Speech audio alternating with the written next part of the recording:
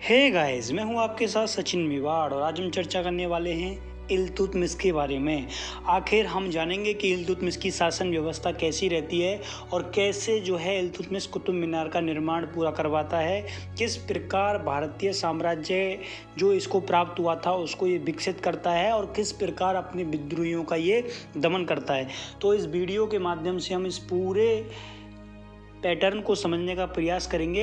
इल्तुतमिश का भारतीय इतिहास में क्या योगदान रहा, इसके द्वारा करवाए गए काम और इसके द्वारा जो प्रशासनिक व्यवस्था स्थापित की जाती है उसको हम समझने का प्रयास करेंगे। तो चलिए स्टार्ट करते हैं। देखिए, इल्तुतमिश जो है उसकी जो शासन व्यवस्था रहती है वो 1211 से लेके 1236 के बीच में रहती है। इससे पहले हमने पढ़ा था कि जो आराम शाह था वो केवल 6 माह के लिए शासक बनता है 1210 से 1211, और आराम शाह को ये हटा के दिल्ली की सत्ता पर क्या होता है, काबिज होता है। देखिए, इसके जो पिता थे उनका नाम आलम खां या ईलम खां दोनों मिलता है। बताते हैं इनके जो पिता थे मिनहाज सिराज के अनुसार इलवारी सरदार थे, ठीक है, तो इसलिए आलम खां थे। इनकी जो पत्नी है साद तुर्कान, ये जो थी कुतुबुद्दीन ऐबक की बेटी थी। इनके गुरु मैंने बताया था, गुरु ख्वाजा कुतुबुद्दीन बख्तियार काकी जो हैं इन दोनों के ही गुरु होते हैं। और इनकी जो जाति थी वो इलवरी तुर्क थे। कौन थे? इलवरी तुर्क, जो तुर्किस्तान में निवास करते थे वो ये थे। अब देखिए, इल्तुतमिश का जो बचपन है वो समझने लायक है। इल्तुतमिश की स्टोरी भी कहीं ना कहीं कुतुबुद्दीन ऐबक की जो बचपन की स्टोरी रही थी उससे मैच खाती है। देखिए, इल्तुतमिश का जो बचपन है हम उसको एक कहानी के माध्यम से समझने का प्रयास करेंगे। ये जो थे बचपन में काफ़ी सुंदर थे, काफ़ी अच्छे थे बजाय अपने अन्य भाइयों के। अब देखिए, जब ये इतने अच्छे थे तो इनके जो माता पिता थे इनसे बहुत प्यार करते थे, और इसी को देखकर इनके जो छोटे छोटे और भाई थे या फिर जो बड़े भाई थे वो इसे देखकर चिढ़ते थे कि इनको ही जो माता पिता हैं वो ज़्यादा सपोर्ट करते हैं, ज़्यादा प्रेम भाव इनको ही मिलता है, क्यों ना इनको रास्ते से हटा दिया जाए। देखिए, पहले किसी को अपने रास्ते से हटाने के लिए कोई इंसान ज़्यादा नहीं सोचता था, और ये आम बात थी अपने रास्ते में जो आ रही परेशानियां हैं उनको जड़ मूल से हटा देना। अब इनको क्या करते हैं, जो इनके भाई होते हैं वो बुखारा ले जाते हैं। बुखारा में ले जाकर इसको घोड़ों के व्यापारी को बेच दिया जाता है, ठीक है। घोड़े के जो व्यापारी होते हैं उनके लिए कुछ चंद पैसों में इनको क्या किया जाता है, बेच दिया जाता है। और जो घोड़ों का व्यापारी होता है वो उसकी सुंदरता को देखकर इनको खरीद लेता है कि बच्चा अच्छा है, और वो क्या करता है, इसे और ज़्यादा पैसों में काजी को बेच देता है, ठीक है। ये जो घोड़ा का व्यापारी होता है ये मस्जिद जाता है, और वहाँ जब ये मस्जिद गया तो मस्जिद में काजी ने इसको देखा कि काजी ने कहा ये किसका बच्चा पकड़ के लाया है तू? तो उसने कहा साहब मैंने तो इसे इतने रुपए में ख़रीदा है। तो उसने कहा ठीक है, तो इससे ज़्यादा पैसे ले ले और इसे मुझे दे दे। तो वो इसको ख़रीद लेता है और वो इसे किसको बेच देता है, वो इसको जमालुद्दीन को बेच देता है, ठीक है। ये व्यापारी था, जमालुद्दीन भी कौन था, ये एक बड़ा व्यापारी था, और इसने उस काजी से इसे और ज़्यादा पैसों में क्या किया, खरीद लिया। और जमालुद्दीन क्या करता है, इसको कुतुबुद्दीन ऐबक को और ज़्यादा पैसों में बेच देता है। यानी कि आप सोचिए, इल्तुतमिश का जो क्रय विक्रय चल रहा था वो पैसों के लिए चल रहा था, ठीक है। किसी ने थोड़े ज़्यादा पैसे दे दिए तो इल्तुतमिश को उसे बेच देते। अब देखिए, कुतुबुद्दीन ऐबक जो होता है इसको खरीद लेता है, और ख़रीदने के बाद जो है इसको शस्त्र अस्त्र विद्या सिखाई जाती है, और ये जो है बहुत अच्छी लगन से ये सारी काम सीखता है। इसे पता था कि मेरा जो जीवन है वो एक दास के रूप में व्यतीत होगा, इसलिए अच्छा है ये सारी चीज़ें मैं सीख लूँ। अब देखिए, जब ये पहुंचता है वहाँ पर कुतुबुद्दीन ऐबक के दासों के समूह में, तो बहुत अच्छी तरह क्या करता है, ये काम करता है। और जब ये काम करता है तो इसको सर जानदार पद पर नियुक्त कर दिया जाता है। किस पद पर? सर जानदार पद पर नियुक्त कर दिया जाता है, ठीक है। अब सर जानदार का मतलब क्या होता है? सर जानदार का मतलब होता है जो अंगरक्षक होते हैं ना, जिनको आजकल बोलते हैं बॉडीगार्ड, तो जो अंगरक्षक थे उनका ये सरदार था। उन पर भी निगाह रखते हैं। आप लोग देखते हैं नेता जब चलता है कोई तो उसके 4-5 जो लोग होते हैं वो साथ चलते हैं, तो उनका ये क्या बना दिया जाता है, सरदार बना दिया जाता है। और उसके बाद इसको अमीर ए शिकार के पद पर भी नियुक्त कर दिया जाता है। इसने क्या किया था, कुछ समय के बाद धीरे धीरे ये क्या हुआ, आगे बढ़ता गया, और आगे बढ़ने के पश्चात इसकी जो जिम्मेदारियां हैं वो भी बढ़ती गई। ठीक है, अब देखिए आगे क्या होता है। इसके प्रभाव को देखकर, इसका जो प्रभाव था उसको देखकर कुतुबुद्दीन ऐबक इसके प्रति जो व्यवहार है वो अच्छा करने लग जाता है कि देखिए इतना अच्छा लड़का है, इतना काम का भी है, तो इसके प्रति जो और दास थे उनके साथ जो व्यवहार किया जाता कठोर, वो इसके साथ नहीं किया जाने लगा। इसको थोड़ी बहुत सहूलियत मिलने लगी। और जब ग्वालियर के दुर्ग पर अभियान हुआ था तो उसमें ये साथ गया था, और वो इसने क्या किया, ज़बरदस्त अपनी प्रतिभा का परिचय दिया, और इसको दुर्ग जीतने के बाद दुर्ग का रक्षक क्या किया, नियुक्त कर दिया। और कुतुबुद्दीन ऐबक ने खुश होकर अपनी जो पुत्री थी शाह तुर्कान, उसका इसके साथ क्या कर दिया, विवाह कर दिया। ठीक है, अब इसका विवाह कर दिया जाता है तो इसकी जो इमेज थी और ज़्यादा बढ़ गई, क्योंकि सुल्तान की बेटी से विवाह किया है तो छोटी मोटी बात तो है नहीं। तो जो सरदार थे और जो अमीर लोग थे और जो अधिकारी थे वो कुतुबुद्दीन ऐबक को क्या देने लगे, रेस्पेक्ट देने लगे। ठीक है, अब देखिए कुतुबुद्दीन ऐबक की मृत्यु के बाद क्या होता है। कुतुबुद्दीन ऐबक जो मर जाता है उसकी मृत्यु के बाद अली इस्माइल उस समय सेनापति था। ठीक है, अली इस्माइल जो है वो कौन था, सेनापति था। इसके कहने पर इसने क्या किया था, आराम शाह को परास्त कर दिया था, जो हमने पिछली वीडियो में पढ़ लिया था। ठीक है, अब देखिए इल्तुतमिश के सामने परेशानियां क्या आती हैं, कौन कौन सी मुख्य समस्या जो हैं इसके सामने आती हैं, उन समस्याओं को हम समझने का प्रयास करेंगे। क्योंकि ये आ तो गया दिल्ली, इसने आराम शाह को परास्त तो कर दिया, लेकिन दिल्ली का शासक बनना तो समझ लीजिए परेशानियों को गले लगाना जैसा था। इल्तुतमिश क्या था, एक दास था। अब जब एक दास था तो इसके साथ बहुत सारे दास रहते थे, और वहाँ पे बहुत सारे अमीर भी थे जो उस समय कुतुबुद्दीन ऐबक से दबे हुए थे। लेकिन जैसे ही कुतुबुद्दीन ऐबक की मृत्यु होती है तो उन्होंने क्या किया, इल्तुतमिश के आदेशों की अवहेलना करना शुरू कर दिया, और कहने लगे एक दास कैसे जाके राजा बन सकता है, हम इसके आदेशों को नहीं मानेंगे। ठीक है, अब गजनी के शासक ने क्या किया, इल्तुतमिश को अपना सूबेदार नियुक्त कर दिया। इल्तुतमिश तो ये सोच रहा था कि मैं राजा बनूंगा दिल्ली का और स्वतंत्रता पूर्वक शासन व्यवस्था चलाऊंगा, लेकिन गजनी के शासक जो राजा थे उन्होंने इसको राजकीय चिन्ह भेज दिया। क्या भेज दिया, दिल्ली के राजा ने इन्हें राजकीय चिन्ह भेज दिया। अब इनको क्या किया, इनको स्वीकार करना पड़ा, क्योंकि नए नए राजा बने थे और राजा बनते ही विद्रोह नहीं कर सकते थे, नहीं कह सकते थे कि मैं तुम्हारे राज्य के चिन्ह को स्वीकार नहीं करूंगा।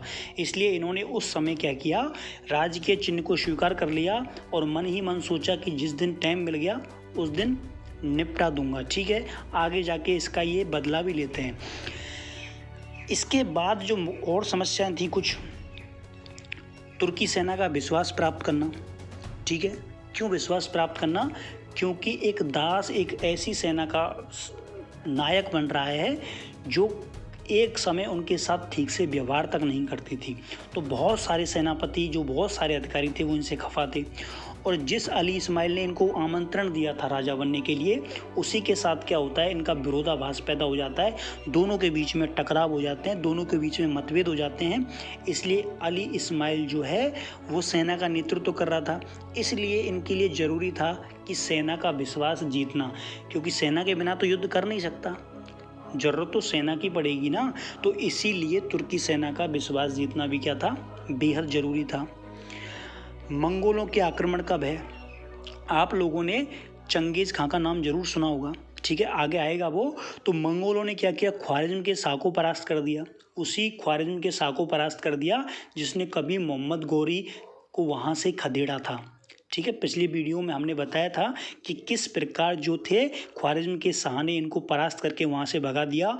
उसी ख्वारिज़्म के शाह को मंगोलों ने क्या किया, वहाँ से भगा दिया और उनकी जो सत्ता थी उस पर क्या किया, कब्जा कर लिया। इसलिए इल्तुतमिश सोच रहा था कहीं ऐसा ना हो हमारे भारत पर क्या हो जाए, आक्रमण हो जाए। तो ये भी उस समय एक कठिनाई थी मुख्यतः। सामंतों के विद्रोह का भय, क्योंकि सामंत जो थे वो नेता मानने को तैयार नहीं थे इल्तुतमिश को, क्योंकि उनके जैसा ही ये था। वहीं जालौर, रणथंभौर, इसको सही कर लेना, रणथंभौर, ठीक है, ग्वालियर जैसे इलाके इल्तुतमिश के खिलाफ विद्रोह कर चुके थे और अपनी स्वतंत्रता की घोषणा कर चुके थे। तो ऐसे करके सामंत जो थे धीरे धीरे स्वतंत्र हो रहे थे। अब ऐसा चलता रहा तो एक दिन दिल्ली के अधीन कोई रहेगा ही नहीं। इसीलिए ये भी क्या था, इल्तुतमिश के लिए परेशानी का विषय बना हुआ था। अब देखिए इल्तुतमिश किस प्रकार इन समस्याओं का समाधान करते हैं, किस प्रकार इन समस्याओं पर विजय प्राप्त करते हैं। देखिए सबसे पहले ये जो हैं चालीसा मंडल का गठन करते हैं। चालीसा मंडल का तो नाम आपने सुना ही होगा, कहीं ना कहीं बहुत इंपॉर्टेंट है ये, और छोटे क्वेश्चन के रूप में कई बार पूछा भी जाता है और कई एग्जाम में पूछा जाता है कि चालीसा मंडल का गठन किसने किया, या चालीसा मंडल को किस अन्य नाम से भी जाना जाता है, या चालीसा मंडल में कितने लोग थे। ऐसे बहुत सारे क्वेश्चन पूछे जा सकते हैं। तो देखिए 40 लोगों का क्या बना दिया, एक समूह बना दिया जिसे चरगान, नाम याद रखना, चरगान या 40 दास अमीरों का दल। इसमें 40 लोग थे इसलिए 40 दास अमीरों का दल या चरगान या चालीसा मंडल के नाम से इसको जाना गया। इसकी जो स्थापना थी वो किसके द्वारा की गई, इल्तुतमिश के द्वारा की गई, ठीक है। अब ये जो 40 लोग थे ये इल्तुतमिश के प्रति क्या थे, वफादार थे, क्योंकि जो अच्छा काम करेगा उसको ही क्या मिलेगी, पदोन्नति मिलेगी, उसको ही अच्छा रेस्पेक्ट मिलेगा दरबार में। इसलिए सारे जो लोग थे वो इसके प्रति क्या थे, समर्पण थे। दूसरा जो था, तुर्की अमीरों का दमन किया इसने। इल्तुतमिश ने क्या किया, जो बहुत सारे अमीर थे इसको राजा नहीं मान रहे थे, इसके आदेशों को नहीं मान रहे थे, उसको क्या किया इसने, मौत के घाट उतरवा दिया, जिसमें अवध, वाराणसी और गंगा के आसपास के क्षेत्र के जो विद्रोही थे उनको इसने मौत के घाट उतरवा दिया, ठीक है। अब देखिए यल्दौज पर आक्रमण, यल्दौज, ठीक है, कई जगह यल्दौज ऐसे भी लिखा मिलता है, ठीक है, यल्दौज।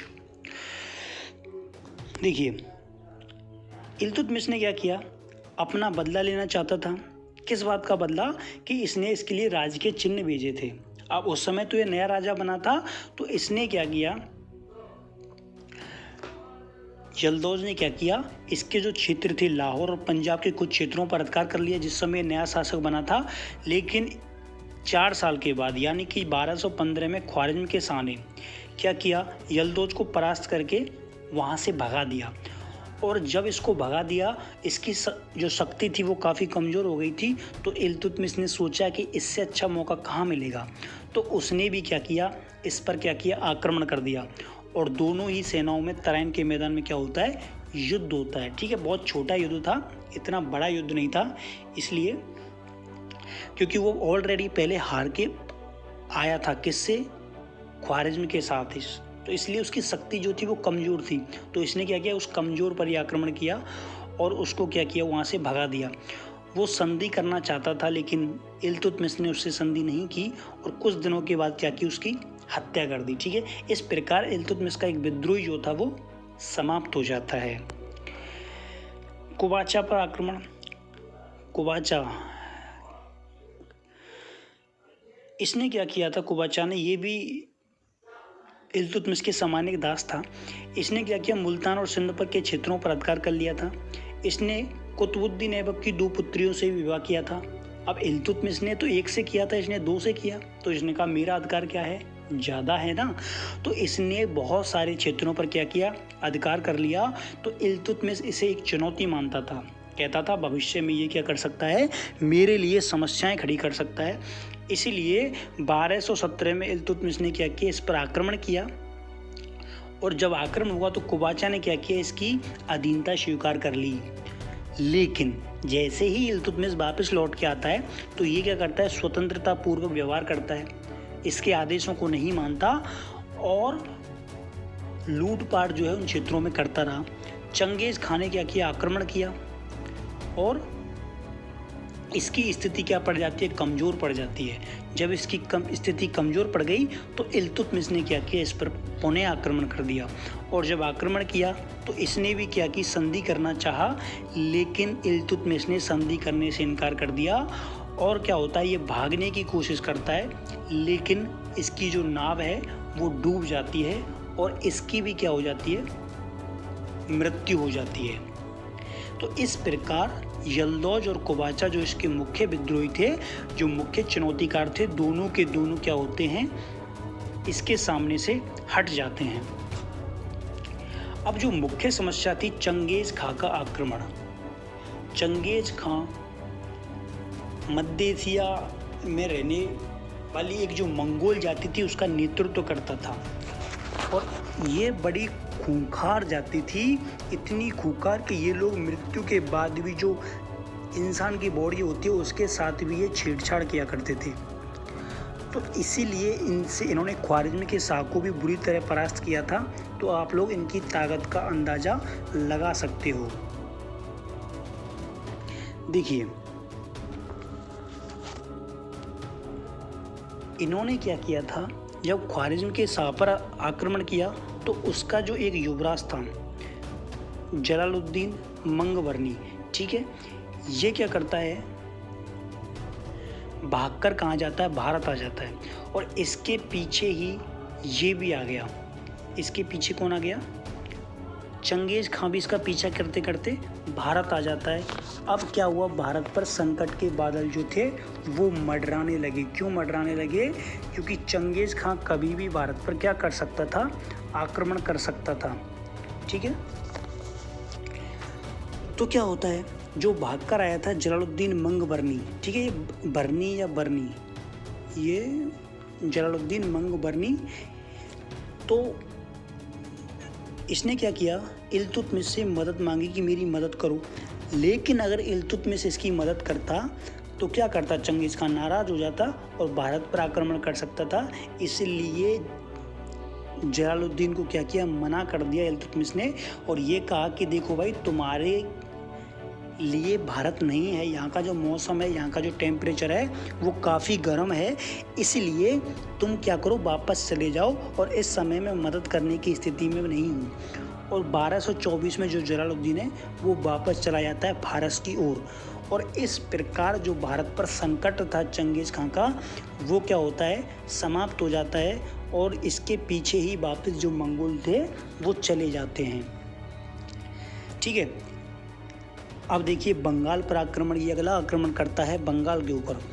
तो इल्तुतमिश ने क्या किया था, बंगाल का शासक था हिजामुद्दीन एवाज, नाम याद रखने हैं, हिजामुद्दीन एवाज, और ये कौन सी उपाधि धारण करता है, गयासुद्दीन की उपाधि धारण करता है। बंगाल का शासक था हिजामुद्दीन एवाज, ये गयासुद्दीन की क्या करता है, उपाधि धारण करता है। इसने क्या किया था, बिहार को जीत लिया था, और उसके जो आसपास के कुछ क्षेत्र थे उनको भी अपने कब्जे में ले लिया। तो इल्तुतमिश के लिए बहुत सारी समस्याएं खड़ी हो गई। क्यों, क्योंकि जाजनगर, तिरहुत, कामरूप, ये सारे क्षेत्र जो थे वो इल्तुतमिश के अधीन थे, और इसने उन पर कब्जा कर लिया। इसलिए इल्तुतमिश ने क्या किया, आक्रमण कर दिया इसके ऊपर। लेकिन इसने भी क्या किया, इतनी बड़ी सेना को देखकर इल्तुतमिश के साथ क्या कर ली, संधि कर ली, और कह दिया तुम जैसा कहोगे मैं वैसा करने के लिए तैयार हूँ। किसने कहा, हिजामुद्दीन एवाज ने कहा, और कहा मैं स्वतंत्रता पूर्वक जो है शासन करना भी बंद कर दूंगा। इसलिए इल्तुतमिश इसके साथ संधि कर लेता है, और जब लौट के आता है तो मलिक जानी नाम का इसका अधिकारी होता है, इसको नियुक्त कर देता है बिहार में। मलिक जानी को ये बोलता है कि तुम जो है सारी प्रशासनिक व्यवस्था की जानकारी यहाँ पर रह के करते रहना।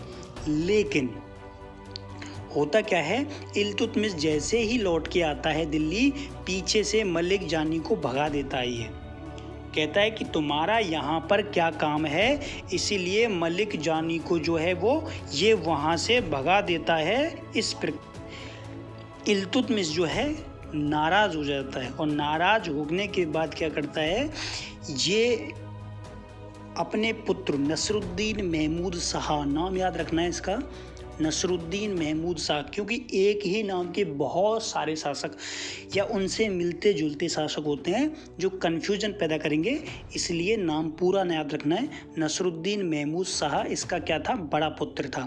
इसको बोलता है कि जाओ और जाकर उस पर आक्रमण करो, और लखनौती के पास दोनों सेनाओं में क्या होता है, युद्ध होता है, और इसमें जो हिजामुद्दीन एवाज था ये मारा जाता है, और जो महमूद शाह है वो क्या होता है, सत्ता संभाल लेता है बंगाल की। लेकिन दुर्भाग्यवश उसकी भी 1229 में क्या हो जाती है, मृत्यु हो जाती है। जो कुतुबुद्दीन ऐबक ने सबसे पहले क्षेत्र पर अधिकार किया था, उसके बाद इस इल्तुतमिश के अधीन आया और इल्तुतमिश ने इसको अपने पुत्र को सौंप दिया और उसके पुत्र की क्या होती है, आकस्मिक या अकारण मृत्यु हो जाती है और वहाँ पर वापस से मलिक जानी को बंगाल का सूबेदार नियुक्त कर दिया जाता है। इस प्रकार बंगाल जो है वो सीधे सीधे नियंत्रण में आ जाता है इल्तुतमिश के। अब देखिए खोखरों का दमन। खोखरों के बारे में मैंने तुम्हें पिछले वीडियो में बहुत बता दिया है कि खोखरों ने क्या किया था, बड़ा नरसंहार किया। बड़ी ही विद्रोही जाति थी और बड़ी ही बहादुर भी जाति थी। इन्होंने क्या किया, मोहम्मद गोरी की भी हत्या कर दी थी। तो देखिए ख्वारिज्म का शाह जलालुद्दीन जाते समय क्या हुआ, सैफुद्दीन करगुल नाम का एक अधिकारी था। सैफुद्दीन करगुल नाम का क्या था, एक अधिकारी था।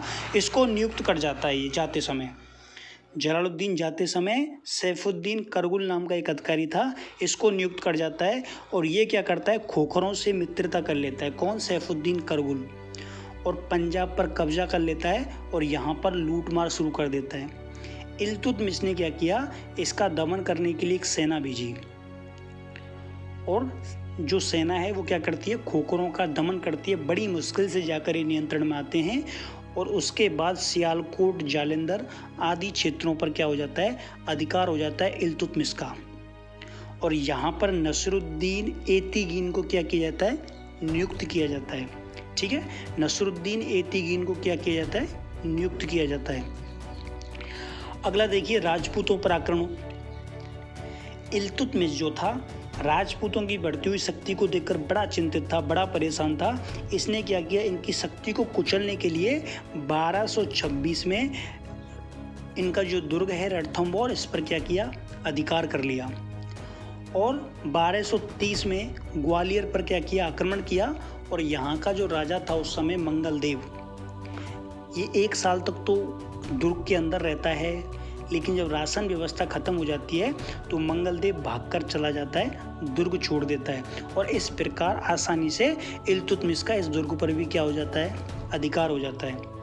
और दुर्ग की जिम्मेदारी जो थी वो रशीदुद्दीन को दे दी जाती है। ठीक है, रशीदुद्दीन को दे दी जाती है। अब उसके बाद 1233-34 में नागदा गुजरात पर आक्रमण होता है, लेकिन सफल नहीं हो पाता, असफल आक्रमण हुआ था 1233-34 में नागदा और गुजरात के ऊपर। उसके बाद 1234-35 में इन्होंने मालवा पर आक्रमण किया था। विदिशा कहाँ पड़ता है, ये विदिशा नगर को जीता था, एमपी में पड़ता है, मध्य प्रदेश में पड़ता है। और यहाँ पर जो मंदिर बने हुए थे उनको क्या किया, इसने तोड़वा दिया। एक महाकाल का बड़ा मंदिर था उज्जैन में, तो वहाँ पर भी जाके उस मंदिर को तोड़वा दिया गया। और जो पैसा था उसे क्या किया, इन्होंने लूट लाए और ये क्या हुए, दिल्ली आ गए।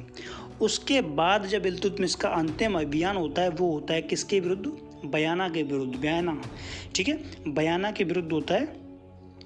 और रास्ते में क्या होता है, इसका स्वास्थ्य बिगड़ जाता है। और जब इसका स्वास्थ्य बिगड़ जाता है तो ये वापस लौट जाता है, कहाँ, दिल्ली। और इसकी वहीं पर अप्रैल 1236 को क्या हो जाती है, मृत्यु हो जाती है। इस प्रकार जो इल्तुतमिश का जो जीवन था, इसका जो संघर्ष में जीवन रहा, इसके जो विजय अभियान हुए, उनकी अप्रैल 1236 में क्या होती है, समय सीमा समाप्त हो जाती है। तो हमने जाना कि इल्तुतमिश के विजय अभियानों को। इसके आगे देखिए इल्तुतमिश की सफलता के कारण देखेंगे कि इल्तुतमिश इतना सफल कैसे रहा, इसने क्या क्या किया कि जिसके कारण ये सफल रहा। देखिए कुछ इतिहासकार थ्योरी देते हैं अपनी, जिनमें डॉक्टर आर.एस. त्रिपाठी ने कहा है कि भारत में मुस्लिम संप्रदाय का इतिहास सही अर्थों में इल्तुतमिश ने ही प्रारंभ किया था।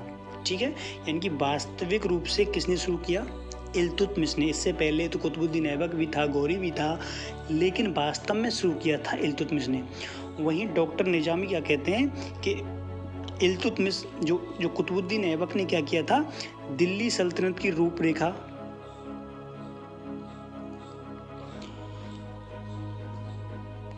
की जो सिर्फ दिमागी तस्वीर बनाई थी, किसने, कुतुबुद्दीन ऐबक ने, उसको पूरा कर दिया किसने, इल्तुतमिश ने। ठीक है, तो ये दोनों ही परिभाषा आपको याद होनी चाहिए। ठीक है, कई बार पूछ ली जाती हैं कि ये जो परिभाषा है किसके द्वारा दी गई है। ठीक है, एक पद, एक प्रेरणा, एक दिशा, एक शासन, ये इल्तुतमिश के द्वारा साकार किया गया। तो ये दोनों ही परिभाषाएं आपको याद रखनी हैं।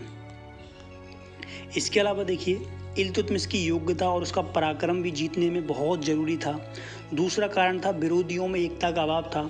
इसके जितने भी विरोधी थे, यल्दौस था, कुबाचा था, वो मिलके अगर इस पर आक्रमण करते तो स्थिति कुछ अलग होती, लेकिन वो अलग अलग लड़ रहे थे। इल्तुतमिश ने क्या किया, अपनी सेना में अनुभव अधिकारियों को नियुक्त कर रखा था जिनको युद्ध का काफ़ी अनुभव था, तो उसका फ़ायदा भी इसको मिला। तीसरा महत्वपूर्ण कारण था कठोर शासन प्रणाली। इसने कठोर शासन प्रणाली को क्या किया, अपनाया। तो ये इसके जीत के कुछ पॉइंट थे। अब देखिए, हम इसका मूल्यांकन करते हैं, इल्तुतमिश का मूल्यांकन करते हैं, इसके चरित्र को जानने का प्रयास करते हैं। देखिए, इल्तुतमिश एक उदार व्यक्तित्व वाला शासक था। ठीक है, अब देखिए, इतनी सारी इसने विजय की थी, इसलिए पराक्रमी और साहसी भी था। एक छोटा सा एक दास होता है, दास से राजा बन जाता है, तो कोई तो बात होगी इसके अंदर। उलेमाओं का काफ़ी प्रभाव था इसके ऊपर। कई बार तो ये मुस्लिमों को ही बहुत कठोर सजा दे दिया करता था। ठीक है, और ये परिस्थिति का आकलन करना बहुत अच्छे से जानता था। आपको मालूम है, जब ये राजा बना था तो इसके लिए राज के चिन्ह भेजे जाते हैं कि तू अब हमारे अंडर में राजा रहेगा। तो ये परिस्थिति का मूल्यांकन कर लेता है कि इस समय स्थिति मेरे अनुकूल नहीं है, लेकिन बाद में जैसे ही इसकी स्थिति अनुकूल बनती है, ये वापस उस पर क्या करता है, आक्रमण कर देता है और उसे मार डालता है। ठीक है, तो उसने क्या किया, मौत के घाट उतार दिया। तो ये कूटनीति और दूरदर्शिता का प्रमाण है। तो इल्तुतमिश में क्या था, माहिर था। इसने एकता शासन प्रणाली, ये तीन चीज़ें तुम्हें याद रखनी है, एकता शासन प्रणाली, सेना का पुनर्निर्माण और मुद्रा में सुधार, इनका क्या किया इसने, आरंभ किया। एकता शासन प्रणाली, सेना का पुनर्निर्माण और मुद्रा में सुधार। ठीक है, जो सैनिक होते थे उनको वेतन के बदले में ज़मीन देना। ठीक है, जो सैनिक जो होते थे उनको वेतन यानी कि पैसा ना देकर नकद में उनके लिए ज़मीन देना। ठीक है, इतिहासकार सिराज और रूहानी, दो इतिहासकार जो थे इसके दरबार में थे। क्या क्या नाम था, एक का नाम था सिराज और एक का नाम था रूहानी। कुतुब मीनार का निर्माण पूरा कराता है, मैंने पहले ही बताया था। इसके द्वारा कुतुब मीनार का निर्माण पूरा किया जाता है 1231 से 32 तक। कुतुबुद्दीन ऐबक ने क्या किया था, एक बिल्डिंग बनवाई थी उसकी केवल, और इसने पूरी बाकी की जो थी 1231 से 1232 में। और डॉक्टर ईश्वर प्रसाद शर्मा थे, उन्होंने क्या कहा है कि कुतुबुद्दीन ही गुलाम वंश का वास्तविक संस्थापक था। तो कुतुबुद्दीन को गुलाम वंश का वास्तविक संस्थापक माना किसने, डॉक्टर ईश्वर प्रसाद शर्मा ने। तो इनका जो शासन प्रबंध था, शासन व्यवस्था थी, काफ़ी अच्छी थी। कहाँ से संघर्ष करते आए और ये कहाँ तक पहुँच जाते हैं। ठीक है, इनका जो मकबरा है वो कुतुब मीनार परिसर में ही बना हुआ है। तो मुझे उम्मीद है आपको ये वीडियो पसंद आया होगा, और बहुत सारे जो छात्र हैं उनको भी ये नहीं पता है, तो बहुत सारे जो आपके साथ पढ़ने वाले होते हैं उनको आप ये सारी सूचना दे सकते हो फेसबुक, व्हाट्सएप के माध्यम से। आप लोग इस वीडियो को शेयर भी कर सकते हो अपने फेसबुक पर, ताकि उनको पता चल जाए, क्योंकि मुझे पता है बहुत सारे स्टूडेंट जो पढ़ते थे उन तक कभी सूचना नहीं पहुंची है। अगर कोई क्वेश्चन हो तो कमेंट सेशन में मुझसे ज़रूर पूछना। थैंक यू, धन्यवाद, बाय बाय।